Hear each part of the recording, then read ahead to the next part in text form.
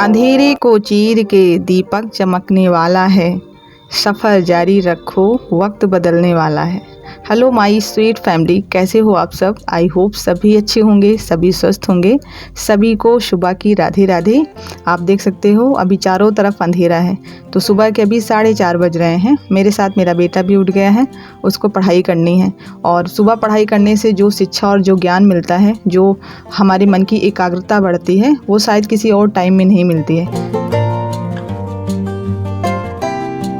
सुबह उठना किसी साधना से कम नहीं होता है। ये जानते हुए भी कि बहुत सारे फ़ायदे हैं, फिर भी सुबह उठने से हमारा मन बहुत घबराता है।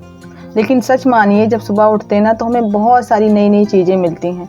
हमारे मन में एक सकारात्मक ऊर्जा का निवेश होता है। हम बहुत सारी चीज़ें सोचते हैं, योजना बनाते हैं। और सबसे बड़ी चीज़ है कि अगर हम देर में उठते हैं तो हमारे काम देर में होते हैं, और फिर नतीजा होता है ना कि हम अपने बच्चों को पूरा टाइम नहीं दे पाते हैं, अपनी फैमिली को पूरा टाइम नहीं दे पाते हैं। और ऐसे में अगर आप कामकाजी हैं, तब तो बिल्कुल भी आपके पास टाइम नहीं रहता है, अपने लिए आप टाइम नहीं निकाल पाते हैं। तो जल्दी उठने से ना बहुत सारे फ़ायदे होते हैं। हम नई नई चीज़ें सोच पाते हैं, क्योंकि जब तक हमारे पास टाइम नहीं होता है ना, तब तक हम उलझे रहते हैं उन्हीं कामों में जो हमारे रोज़ के काम हैं। तो सुबह जल्दी उठना बहुत ज़रूरी होता है हर किसी के लिए, चाहे बच्चे हों, चाहे बड़े हों या बूढ़े हों। सबको सुबह जल्दी उठना चाहिए, क्योंकि जैसे जैसे आप सुबह उठने लगते हो ना, तो आपकी आदत बनने लगती है सुबह उठने की। और घर में शुरुआत किसको करनी पड़ती है? घर की गृहिणी को, यानी घर की जो स्त्री है, वो अगर सुबह उठने की आदत डाल लें तो धीरे धीरे आप देखोगे ना कि आपको किसी को बोलना नहीं पड़ेगा। आपके घर का वैसा माहौल बनता चला जाएगा सुबह उठने वाला। धीरे धीरे आपके बच्चे उठने लगेंगे, और फिर हमारी फैमिली, हमारी दुनिया बच्चों से ही बढ़ती है, तो वो माहौल अपने आप सेट होता जाता है। आज के दौर में मैंने देखा है कि आधी दुनिया को नींद नहीं आती है। सबका कहना है कि मुझे नींद नहीं आती है, और डिप्रेशन रहता है, तनाव रहता है। तो मैं आपको बताऊं ना, तनाव और नींद की गहरी दुश्मनी है। अगर आपके जीवन में तनाव होगा तो आपको नींद कभी नहीं आएगी। तो इस डिप्रेशन को दूर करने के लिए हज़ारों रुपए बर्बाद करते हैं लोग। लेकिन मैं कहती हूँ कि अगर आप डेली सुबह उठने की आदत डाल लो ना, तो आपके जीवन से सबसे पहले तनाव दूर चला जाएगा। क्योंकि सुबह की जो ये ठंडी हवा होती है और ये जो माहौल होता है ना, वातावरण सुबह वाला, ये बहुत सकारात्मक होता है। इससे आपका शारीरिक स्वास्थ्य तो बनता ही बनता है, साथ में आप मानसिक रूप से भी मजबूत बनते हैं। और ये अनुभव आप खुद करके देखिएगा, क्योंकि जब भी हम किसी चीज़ को किसी से सुनते हैं ना, तो हमारे मन में बहुत लालसा होती है उसे करने की, उसे जानने की, समझने की कि वाकई में इसमें कितना सच है, कितने % इसमें सच्चाई है। लेकिन आप जब तक उस चीज़ को अपने ऊपर एक्सपेरिमेंट नहीं करोगे ना, तब तक आप समझ नहीं पाओगे।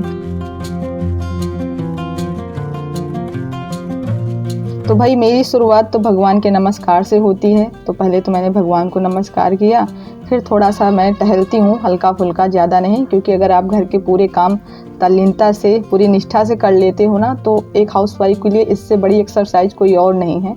तो फालतू के टाइम वेस्ट करने से अच्छा है कि मन से आप अपने घर के काम निपटाइए, उसमें आलस मत कीजिए।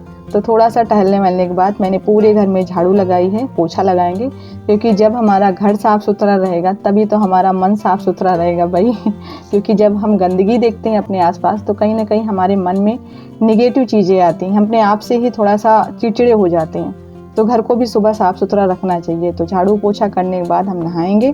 नहाने के बाद मैं भगवान को लगभग 15-20 मिनट देती हूँ। कहते हैं कि सुबह के टाइम में कम से कम आप 15 मिनट भगवान को दीजिए, क्योंकि हम सभी जानते हैं कि संसार को चलाने वाला कोई तीसरा है। आप जिसको भी मानते हो, ज़रूरी नहीं है कि राम, रहीम या शंकर, दुर्गा, मतलब ये सारे भगवान एक ही हैं, सबका मालिक एक है। तो जिसको भी आप मानते हो, उसको भी आप थोड़ा सा टाइम दीजिए, क्योंकि आप जितना जिसको टाइम देते हो ना, वो आपको रिटर्न वैसा ही करता है। तो भगवान कहते हैं कि जब दुख पड़ता है तब आप हमारे पास आते हो, और जब आप ठीक ठाक रहते हो तो मुझे याद नहीं करते हो, तो हम आपको क्यों याद करें। ए चिट्टू, चिट्टू, उठ जाओ चुपचाप। सबके उठने के बाद विराटू का पूरे पेट पर कब्जा। मन में फीलिंग आती होगी विराटू को, यहाँ भी होगा वहाँ भी होगा, सारे पेट पर मेरा ही कब्जा। मेरा ही कब्जा। तो इनके साथ अभी कोई छेड़छाड़ नहीं करेंगे। इनके पास अभी 10-5 मिनट है सोने के लिए, तब तक ये सो लें अपनी नींद। और इधर बन रही है कलयुग की अमृत। जी हाँ, चाय। अभी क्या है, बहुत लोगों को मैंने देखा है ना कि बिना ब्रश किए, बिना भगवान को नमस्कार किए, उनको सबसे पहले चाय चाहिए भाई। तो मेरे शब्द यही निकलते हैं कि कलयुग का अमृत है ये। तो चाय हम भी पीते हैं, लेकिन सच बता रहे हैं कि मैं आदी नहीं हूँ इसकी। मेरा कभी कभी मन होता है तो नहीं भी पीती हूँ, कोई मतलब वो नहीं कि नहीं पी रहे हैं तो मेरा सर दर्द कर रहा है, कुछ हो रहा है। इतना ज़्यादा आदी मैं कभी नहीं रही हूँ। मायके में भी कभी पीते थे, कभी नहीं पीते थे, यहाँ पर भी वैसा ही है। हालांकि बनाते रोज़ हैं, क्योंकि मेरे पति देव जो है ना, वो इसके बहुत बड़े प्रेमी हैं, परम प्रिय है उनकी चाय, उनको ज़रूर चाहिए। तो सम्राट काफ़ी देर से पढ़ाई कर रहे हैं ना, तो उसका सर थोड़ा सा भारी हो रहा था, तो मैंने आधा कप उसको भी चाय दे दी है। और अभी इससे पूछ रहे हैं कि ये मूली का पत्ता रखा है, इसका साग खाओगे कि नहीं, क्योंकि कभी कभी अपने आप से कुछ बना लो ना तो इनके सबके नाक भाव सिकुड़ने लगते हैं कि नहीं मम्मी, इसे तो हम खाएंगे नहीं। तो सम्राट तो बोले हैं कि हम खा लेंगे, लेकिन विराटू तो खाएगा नहीं। तो उसके लिए मैं इसमें आलू डाल दूँगी, उसके लिए आलू वालू निकाल के बाहर कर देंगे, बाकी पत्ता जो है सबके लिए हो जाएगा। तो पहले दाल चढ़ा दें, उसके बाद फिर ये सब्ज़ी काटेंगे। तो इंडक्शन पर दाल बन रही है। उधर इंडक्शन पर जब काम होता रहता है ना, तो समझ में नहीं आता कि कितनी जल्दी खाना बन जाता है। तो फटाफट से इसको काट लेते हैं। और ये साग सब्जी काटने में ना मेरे हाथ बहुत निपुण हैं। आप सबको पता होगा, मेरे मायके की फैमिली बहुत बड़ी फैमिली थी, तो सब्जी वब्जी हम लोग बड़े मन से काटते थे, और ढेर सारी रहती थी ना, तो काटने की ट्रिक बहुत बढ़िया पता है कि कैसे किस सब्जी को जल्दी से काटना है।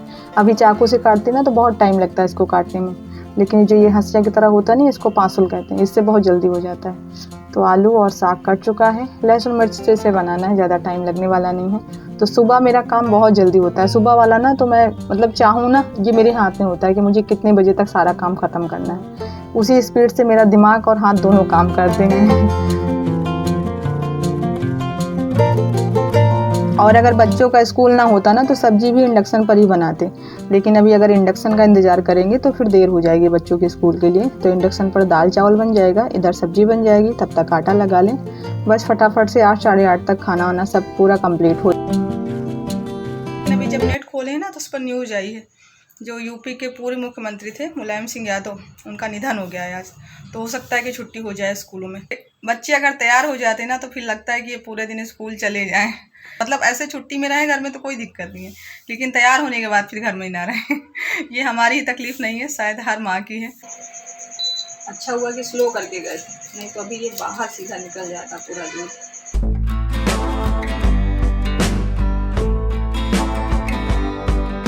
कई दिन से बोल रहे थे इनसे अस्तर लाने के लिए, क्योंकि हमारी एक सिस्टर जी हैं अभिलाषा सोनी, वो बहुत दिन से बोल रही हैं कि दीदी ब्लाउज कटिंग की वीडियो शेयर करो। तो आज अस्तर आ गया, अभी तक इंतजार कर रहे थे अस्तर का, तो ये वाले ब्लाउज का अस्तर मंगाए हैं। अस्तर थोड़ा सा कम मिल रहा है, कैमरे पर नहीं नज़र आ रहा है, लेकिन ये एकदम लाल कलर का है और ये हल्का सा पिंक कलर का है, हल्का पिंक कलर का।